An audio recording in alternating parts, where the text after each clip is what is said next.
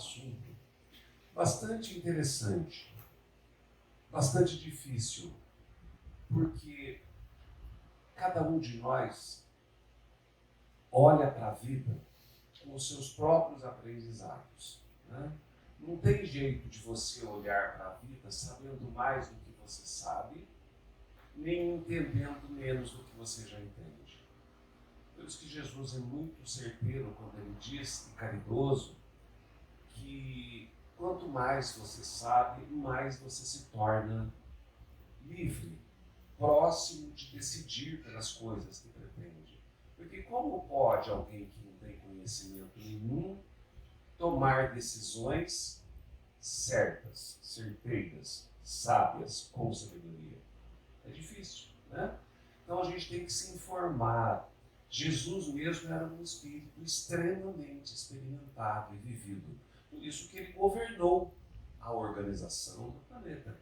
Vocês já ouviram mais de 1 milhão de vezes dizendo nas casas espíritas que o Cristo se sensibiliza pela dor dos nossos irmãos capelinos que estão no umbral e passa a organizar a formação do planeta Terra, onde nós seremos criados com a autorização do querido Senhor Deus, né? E ele faz isso com extrema grandeza. Passam-se muitos séculos e nós estamos todos aqui hoje.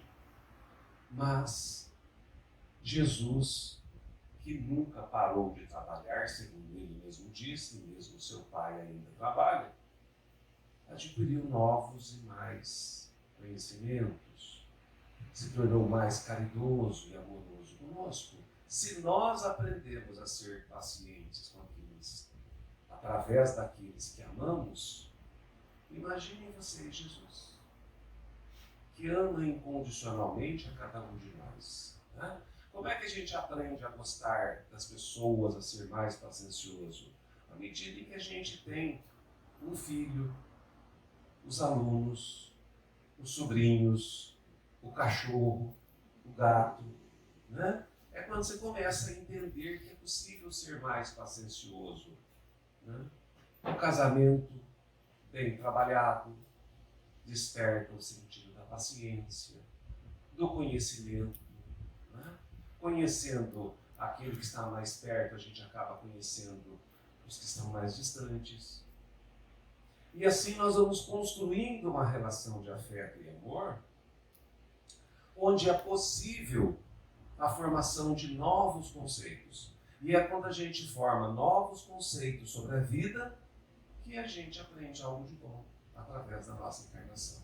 É por isso que nós nascemos na Terra, né? Então, quando a gente diz aqui que o nascer neste planeta é uma caridade de Deus por nós, que a reencarnação é a grande caridade que Deus nos dá, né, como possibilidade de renascimento, de refazimento, é por isso. É porque é só nascendo aqui que nós nos empenhamos a aprender. Lá no outro lado da vida, que é a nossa pátria, o mundo dos espíritos, a gente convive muito precariamente com o todo, porque nós somos espíritos ainda muito frágeis. Na grande maioria do tempo que a gente passa lá, a gente passa no umbral, né? E a gente passa infeliz, porque a gente não aceita, a gente é espírito ainda muito rebelde, né? E aí, quando a gente vem para cá, não, a gente nasce numa casa, muitas vezes uma casa bonita, uma casa com flores na entrada plantadas pela rainha do lar, que é a mãe queridíssima. O pai sai todos os dias e traz o alimento suficiente para que as pessoas fiquem bem, né?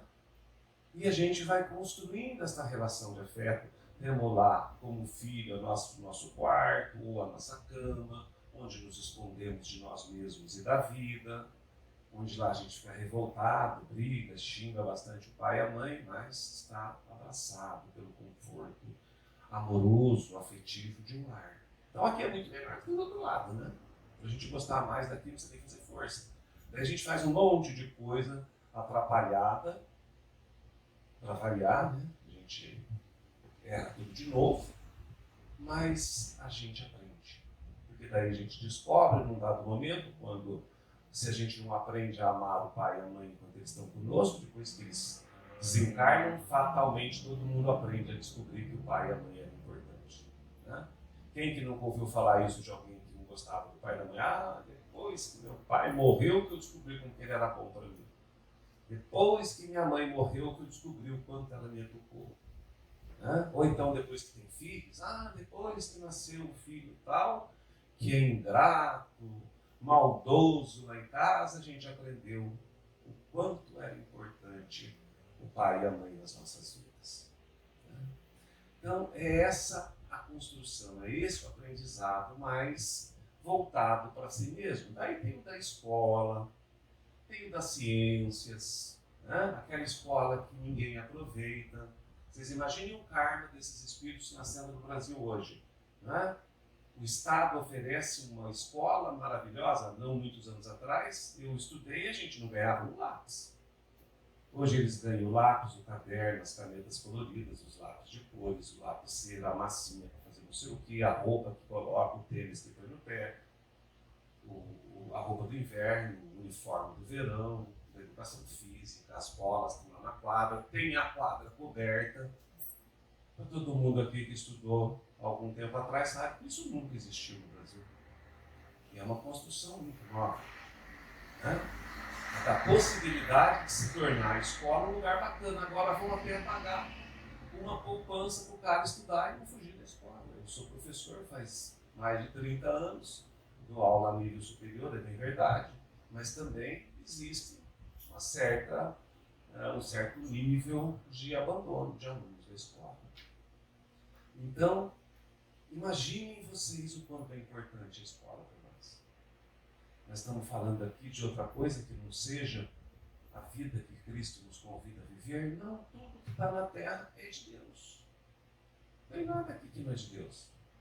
Até para aqueles malucos que se envolvem com situações mais próximas e dadas à selvageria, também o mundo é de Deus. É uma oportunidade de aprendermos, né? Então aquele que está nascendo e virando homem-bomba, é porque ele é bom ou porque ele é ruim? Nenhuma das duas coisas. Ele só não está ainda instruído para entender o que ele vai fazer. Então nós todos estamos dentro de um projeto divino que vai nos levar ao progresso, ponto final. A gente achando bonito ou não, gostando ou não, né? Lá nas obras do André Luiz a gente vai encontrar muitos espíritos que se classificam ou se apresentam como grandes inimigos de Deus. Para quê? Normalmente, ao final da história, ou no meio do livro do André, o cara já está pianinho, né? Já descobriu que ele tinha mãe, que ele foi amado, que ele amou, que ele ama, que é muito melhor você amar do que odiar, que é muito melhor você produzir o bem com as suas atitudes do que o mal. Tudo isso é informação, é conhecimento. São os conceitos que nós vamos alterando, que estão colocados dentro da gente. Até que a gente começa a fazer uma autocrítica. Meu Deus, mas isso que eu fiz comigo estava certo? Essa escolha que eu fiz para mim?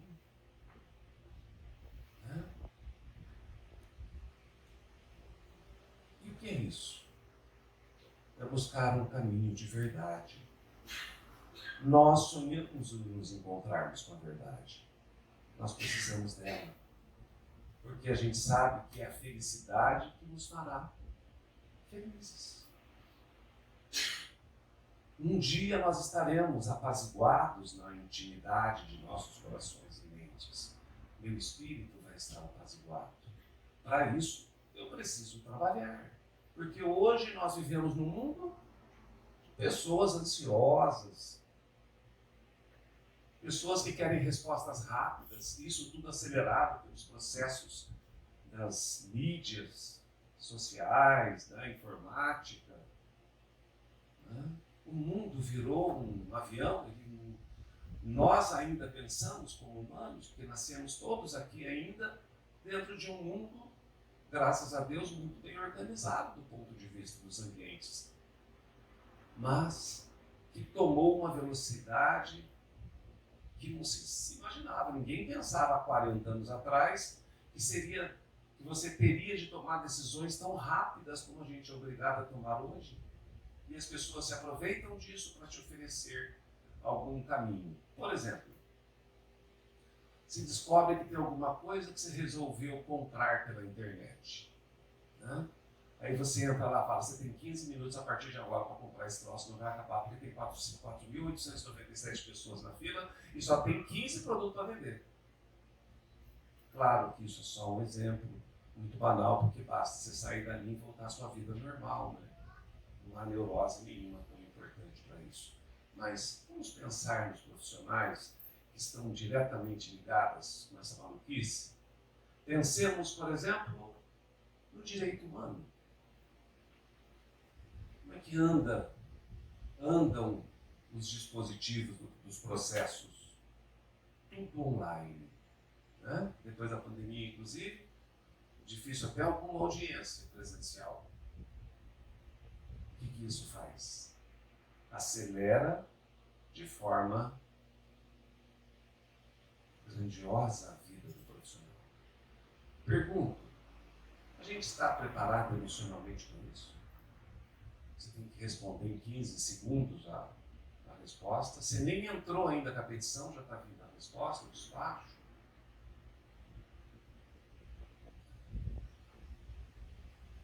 E outras tantas atividades que nós realizamos que estão no mesmo contexto. Porque as pessoas não perdem o mau jeito de viver com o seu semelhante, que é utilizando-se de tudo em seu próprio favor. Então a lei, que já era do mais forte, continua sendo em favor dele. Por exemplo, as concessionárias de carro. Se o teu carro está com defeito, chegou o e-mail, ou chegou o WhatsApp, dizendo, traz aqui que eu vou arrumar. Amanhã às 2 horas. Não quer saber se pode, se não pode? É a hora que ele te dá. Olha, infelizmente nós ainda não conseguimos a peça. Assim que a gente conseguir, a gente te avisa. Tudo se coloca de maneira a nos deixar ainda mais ansiosos. Tudo se posiciona de uma maneira que a gente fica procurando a solução. E tudo isso faz produzir em nosso ambiente de trabalho, de família, de vida, ainda uma nova responsabilidade, ainda maior. Qual que é? A de combatermos a produção desses ambientes velozes, intranquilos, para que as pessoas consigam viver com certa dignidade a partir da gente. Vou contar um exemplo para vocês. Aqui não tem ninguém muito jovem, por certo, a grande maioria já ouviu o que eu vou contar. Vocês se lembram daquela história do cara que ele estava com um problema na casa dele, o cachorro estava doente, ele acordou, o cachorro estava quase morrendo, ele saiu de lá bravo, porque tinha que passar no veterinário, depois tinha que fazer não sei o quê, saiu correndo, tropeçou na vizinha, que estava indo na padaria. Não se desculpou com ela, embora tenha machucado um dos dedos do pé dela. Ela ficou muito brava, foi para a padaria xingando, chegou lá e brigou com o rapaz lá que atendeu ela no balcão. Depois brigou com a moça do caixa porque não voltou a moeda que ela queria. Os dois da padaria ficaram bravos e passaram a maltratar os fregueses da padaria, que também se sentiram feridos e também provocaram situações de discórdia nos seus lares, nas suas casas, nos seus trabalhos. Não é a mesma coisa que a gente faz com a informática, que a gente faz com esse mundo veloz que a gente está vivendo. Na impossibilidade da gente resolver os problemas, e eles já são colocados de maneira a dificultarem isso, nos próprios sistemas oferecidos, nós vamos ficando cada vez mais incomodados, cada vez mais ansiosos.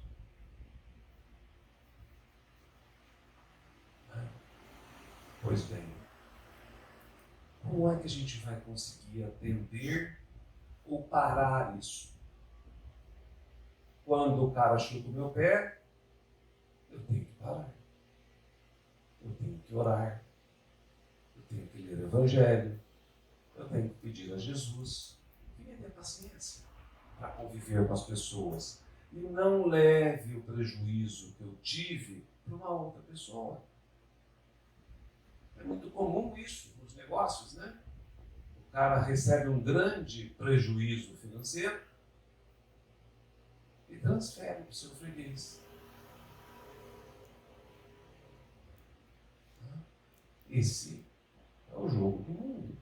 É a regra dos homens.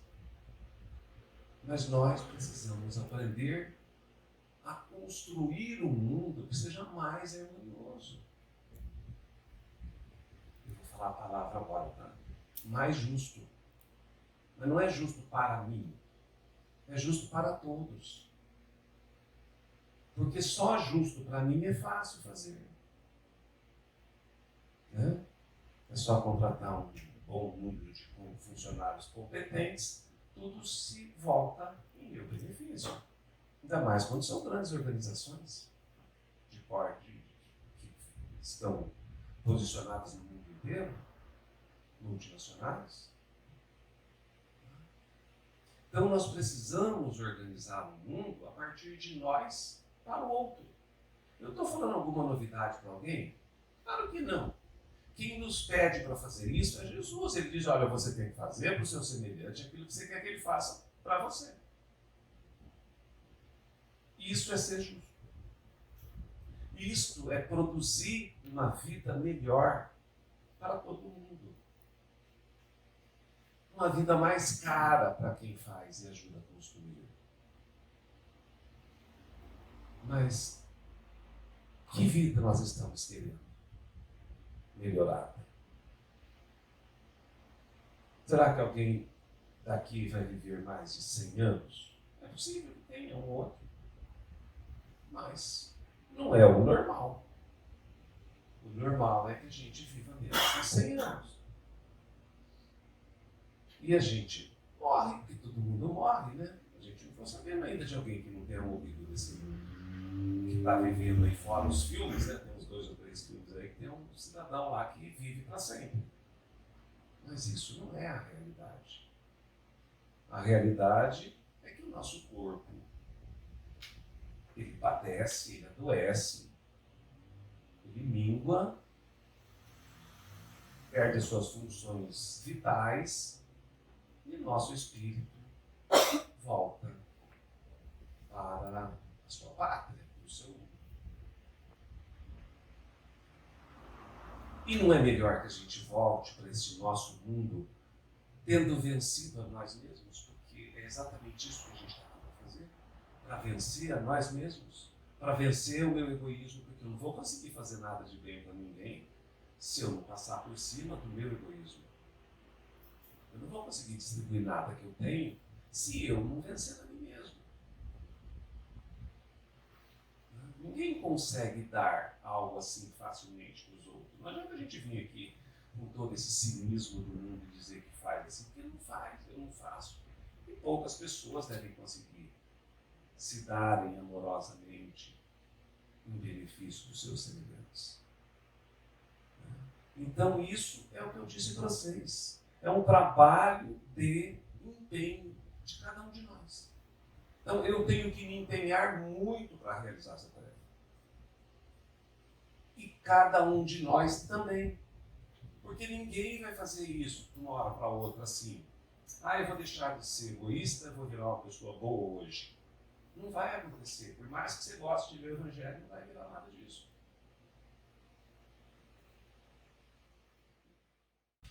Por mais que a gente procure reconstruir o que a gente tem uma imensa dificuldade em fazer isso. Por quê? Porque nós somos os homens velhos que Jesus fala. Eu gosto de ser isso que eu sou. Não adianta eu tentar me iludir dizendo que eu aprendi e não vou mais errar. Não basta. Porque não é só uma questão de saber a importância da mudança. É uma questão de me conscientizar da importância de me modificar e me propor a fazer diferente. Me propor a essa transformação. Por exemplo, o cigarro. Acho que a grande maioria das pessoas aqui fumou. Algumas talvez ainda fumem e outras também deixaram de fumar. É o meu caso, eu deixei de fumar. Mas o empenho que a gente faz para abandonar aquela porcaria é uma coisa muito grande. A grande maioria das pessoas desistem. Por quê? Porque é mais fácil e prazeroso continuar fumando.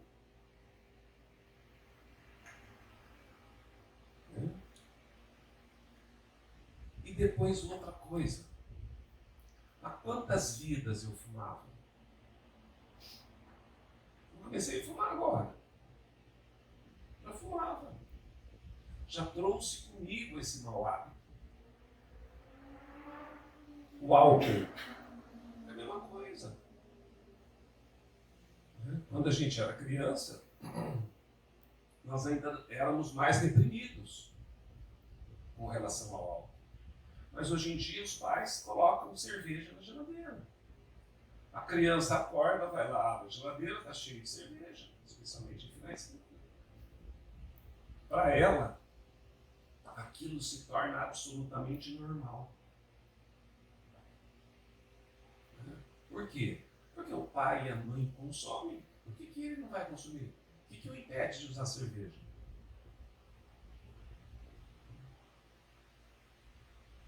E na televisão o tempo inteiro a gente vê as pessoas, e nas músicas inclusive, mas especialmente nessa tal dessas músicas que eu não acredito que sejam sertanejas, mas eles apresentam como se fosse, que só falam de sexo, cerveja e acho que não tem outro assunto. É só esse o assunto que tem lá. Porque as pessoas se entregam. Eu sou professor, eu disse para vocês, de uma universidade. Trabalho num centro que só tem alunos a partir de, bem mais jovens hoje, a partir de 17 anos eu já tenho alunos, 17 até 22, 23. É engraçado porque quando eu era aluno, a gente era cuidado pelas meninas, né? As meninas não deixavam os moleques fazer nada de ruim. Tudo que a gente ia fazer de sacanagem, elas diziam, não faz, não pode fazer isso, não sei o quê, o diretor falou não sei o quê, a professora disse não sei o quê, vai fazer isso, não vai ser bom. E hoje? Elas fazem antes deles. Então você tem que ficar cuidando delas. Eu me lembro que peguei ao longo da minha carreira de professor, eu peguei alguns alunos colando. Falei errado. Peguei algumas alunas colando, porque aluno eu nunca peguei nenhum copo da gente. Entenderam? Então a gente viu essa transformação acontecer, só por isso que eu fiz uma observação. A gente viu a coisa virar de lado. O jogo tomou outra posição. E os espíritos estão sendo colocados na Terra, nós sabemos. Tem aí as obras do Divaldo nos falando da transição planetária, onde a gente vê com clareza que todos os espíritos que queiram estão nascendo.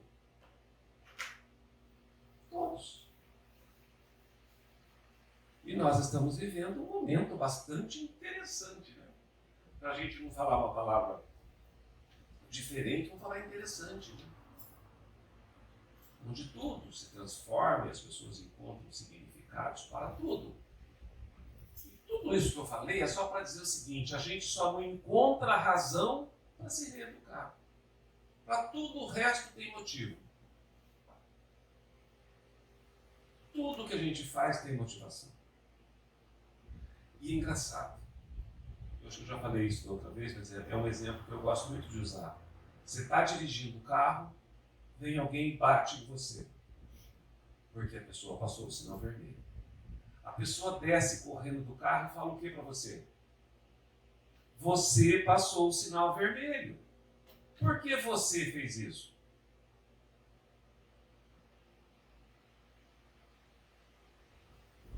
Por que o exemplo tão cruel?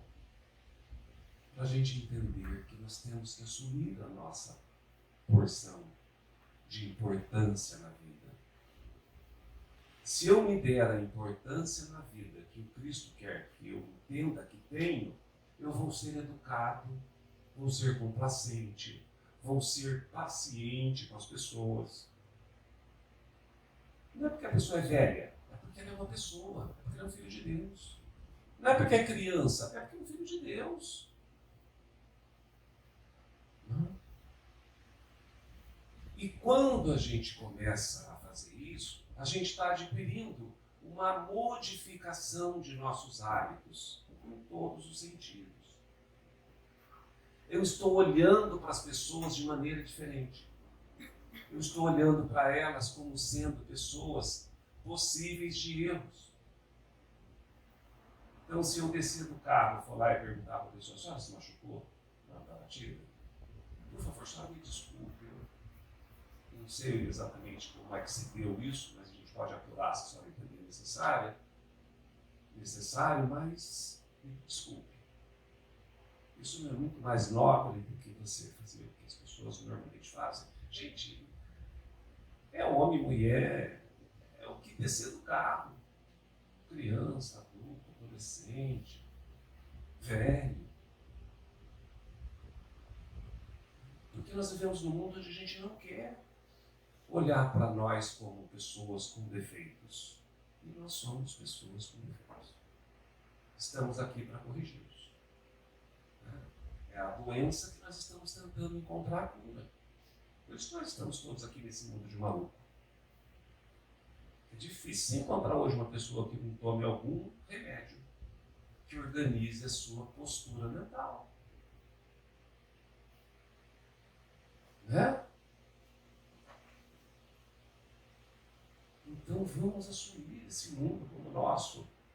Porque a gente passou muito tempo esperando que o padre resolvesse os nossos problemas. A gente ia lá, comungava, confessava, e daí ia embora, depois de 1 ou 2 horas da igreja, e passava o resto da semana fazendo sacanagem. Daí no outro semana voltava e fazia a mesma coisa. Não tem mais isso. A gente já aprendeu com o Kardec que não é assim. E eu sou responsável pelo que eu faço. Vou pagar cada centil, como dizia Jesus. Não vai ter moleza para ninguém. Ninguém aqui vai se agravar, vai ter o olho mais bonito que o outro para Jesus. Vai ser tudo igual. Então nós precisamos começar a nos dedicar ao Evangelho do Cristo, alterando o nosso comportamento primeiro. Não precisa ter dúvida, quem está errado é você.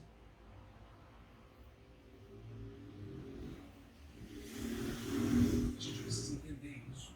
É esse conhecimento que vai nos gerar um estado de felicidade que nós sonhamos. Porque enquanto a gente olha para o outro achando que ele está errado, a gente sempre vai se sentir injustiçado, porque ele vai ter sempre mais que a gente. Mas por que o meu vizinho trocou de carro de novo? Eu trabalho a vida inteira e não consigo fazer isso? Porque a gente não se dá conta da importância que o outro tem para as pessoas com as quais ele convive.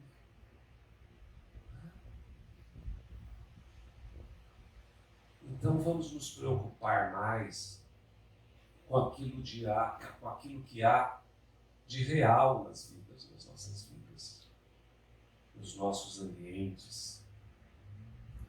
Vamos olhar para as pessoas que vizinham a nossa casa, não mais como alguém que está concorrendo com a gente, mas vamos olhar como pessoas que estão vivendo no mesmo mundo difícil que a gente vive. Porque o mundo não é melhor para alguns e pior para outros, só para ser assim. Algumas pessoas têm mais vantagens financeiras que você, é bem verdade. Mas em compensação, você tem tantas vantagens outras que a gente não olha. Né? Na tua casa tem quantas pessoas que adoeceram essa semana? Na casa do vizinho, às vezes, ele passou a semana inteira correndo atrás de problemas de saúde. Talvez ele tenha um grande problema de saúde, você não saiba. Então nós precisamos olhar para a vida com um olhar que nos convide a amar. Toda vez que eu olho para as pessoas, não olhando, não vendo cada uma delas como concorrente, ou como um problema, ou como uma razão de impedimento para o meu sucesso, eu estou construindo uma relação de dificuldades. Mas quando eu olho para as pessoas como irmãos, como possíveis companheiros, solidários, amorosos, afetivos, fraternos, nessa grande terra de conquistas e lutas que a gente passa, gente, é um mundo de provas e expiações. Ele vem nos trazer dificuldades o tempo todo. Uma hora é desemprego, uma hora é alguém que vai embora da casa, uma hora é alguém que desencarna, alguém adoece, é uma doença gravíssima. Então nós precisamos começar a olhar para as situações, para as pessoas, não mais como se fosse um problema, porque de fato não é um problema, é uma possibilidade de transformação para a gente mesmo. São aqueles conceitos que eu estou falando que a gente pode alterar ainda nessa encarnação. Olha que coisa maravilhosa. A gente sai dessa vida, chega lá, encontra os nossos companheiros espirituais e diz para eles, olha, deixei de fumar depois de ter passado 20 encarnações passadas ali fumando. Olha, perdi o hábito de falar mal das pessoas, lutei contra a minha vida inteira, mas eu estou conseguindo. Uma benção. Olha, comecei a elogiar as pessoas que trabalham comigo, a tratá-las com dignidade. Aproveitei que eu tinha uma pequena empresa e promovi todas as pessoas. Ter vida melhor para todos eles, para os filhos. Por isso que é mais difícil, segundo Jesus, o rico entrar no céu do que passar o camelo no buraco da agulha. Porque quando nós temos a oportunidade, e não é só ser rico, gente, não é só para o rico que Jesus falou isso. É para mim que tenho alunos, para vocês que têm vizinhos, para quem tem sobrinho, para quem tem neto. É uma riqueza que você tem. Você tem que saber trabalhar aquilo. Para o rico, né, o grande gerador de trabalho, de que serviria o dinheiro dele se ele não gerasse trabalho? Hoje em dia é muito comum as pessoas se transformarem em investidoras de capital, né? Ah, tem não sei quantos milhões lá investido, não sei onde. Está fazendo o que esse dinheiro parar? Quem que ele está alimentando? Sabe que ele não é aquele cara da parábola que pegou a moeda que Jesus deu para ele e enterrou? Será que não? Não, nós temos de alguma maneira de oferecer para as pessoas o produto da nossa inteligência, da nossa capacidade de produzir coisas, da nossa capacidade de criar. Eu costumo brincar com meus alunos que a coisa mais rica que eu faço é dividir com eles os meus grupos e projetos de pesquisa. Porque, na verdade, eu às vezes até pouco pesquiso sobre um assunto que eles estão pesquisando, mas eles estão aprendendo a fazer. Quem ensinaria para eles isso?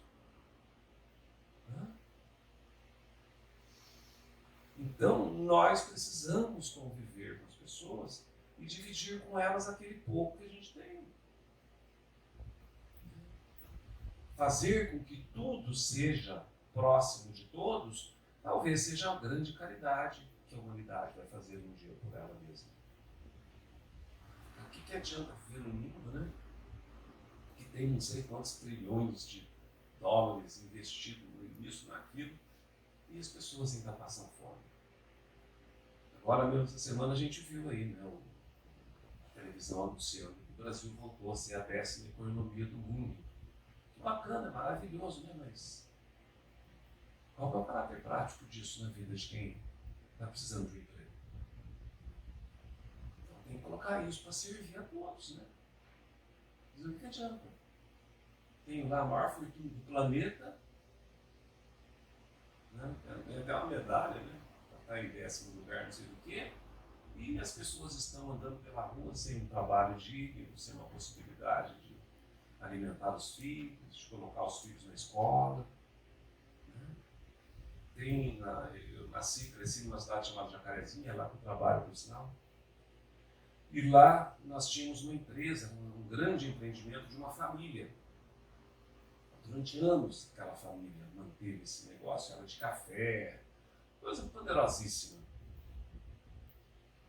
Eu nunca me esqueço, quando eu comecei a advogar, voltei formado para Jacarezinho, eu recebia no meu escritório aquelas pessoas que tinham começado a trabalhar naquela empresa e se aposentaram nela. Olha, que caridade essa família fez para essa comunidade. Quantas pessoas não se aposentaram, passaram 35 anos trabalhando naquela empresa, se aposentaram, educaram seus filhos com certeza, com a maior dignidade, puderam oferecer um espaço de melhora na vida dessas crianças, desses espíritos. Né? Quantas pessoas não receberam esses cuidados dessa família? Então, é a maravilha da gente produzir em benefício dos outros. Fica escancarado. Imagina, eles chegam lá no mundo dos espíritos, né? Esse cidadão que fez tudo isso, ele e o irmão dele, deve ser tratado a pão de ló, né? Porque, de fato, quantas pessoas não estão orando por eles? Cada uma daquelas viúvas lá que estão lá até hoje deve rezar por esses caras. Olha, graças a Deus nós fomos esse emprego, porque havia esse mundo novo. Gente, no mundo moderno a gente não sabe nem que profissão vai perdurar. Vocês sabiam disso? A gente não sabe que profissão vai sobrar daqui a 10 anos.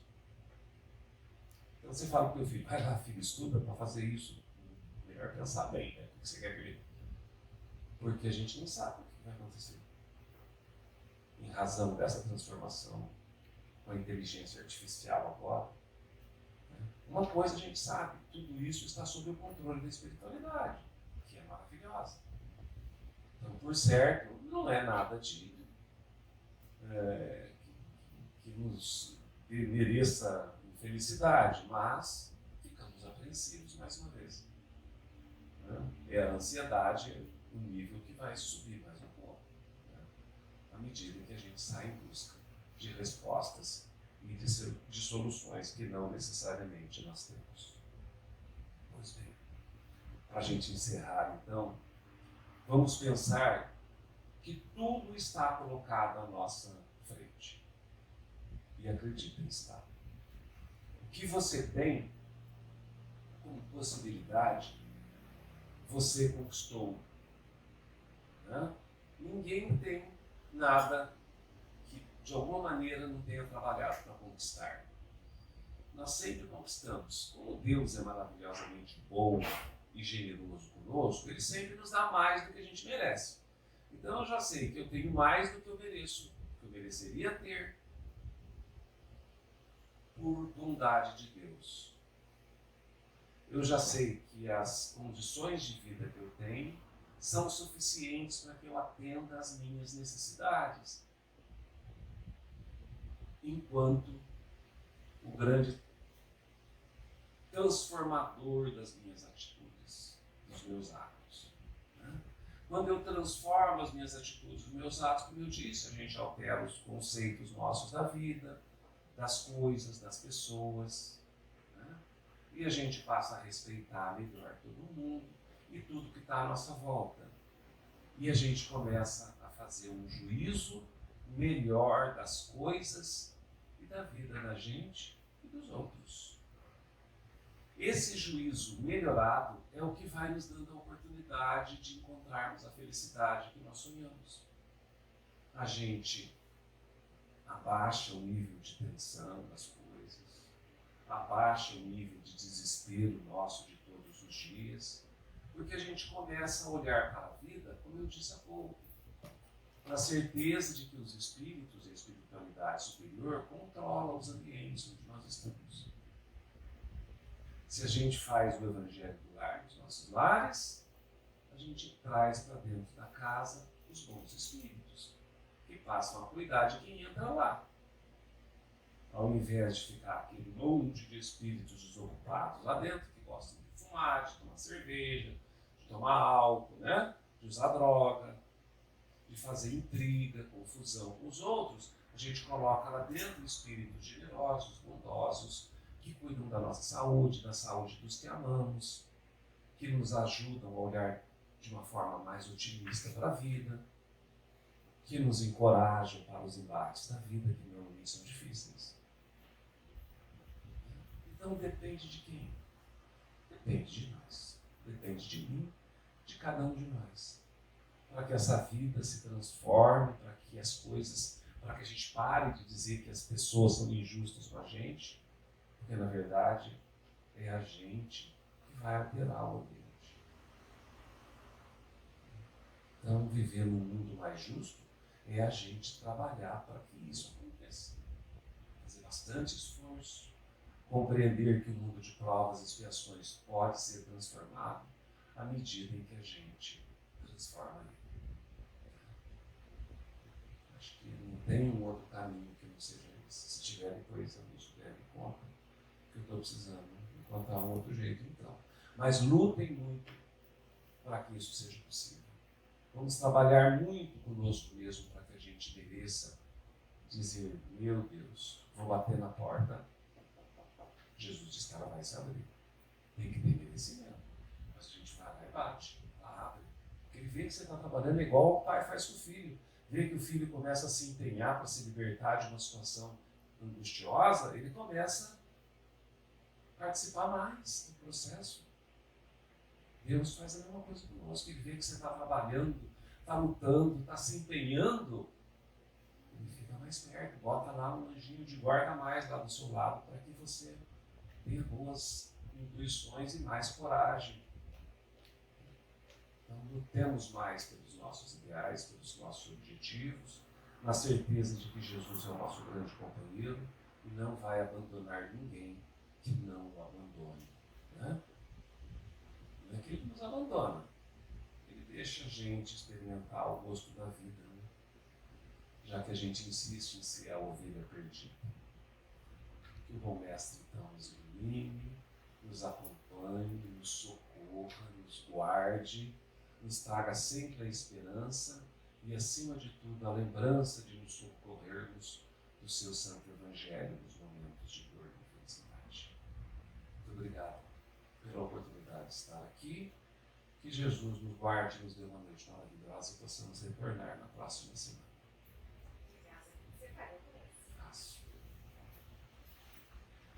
Vamos então, dentro deste ambiente harmonioso, tranquilo que tem esta casa, vamos pensar na imagem doce de Jesus Cristo. Jesus é o nosso mestre, ele é o nosso amigo, é o nosso companheiro. E ele é aquele que fica muito feliz quando você se empenha em vencer a você mesmo, em reconstruir o seu próprio ambiente de vida. Ele sabe que é difícil, mas ele também sabe nos auxiliar.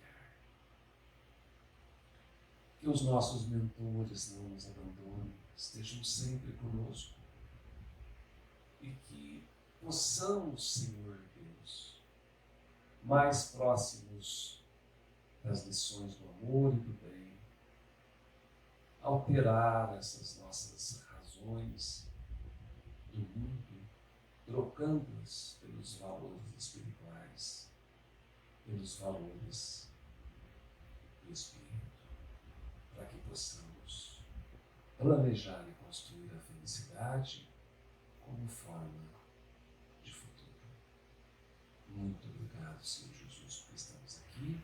Transforme a nossa água em remédio, traga para cada um de nós o conforto necessário, abrace amorosamente aqueles que ocupam as mentes dos nossos companheiros em desespero e que a paz harmoniosa do Cristo viva em nossos corações.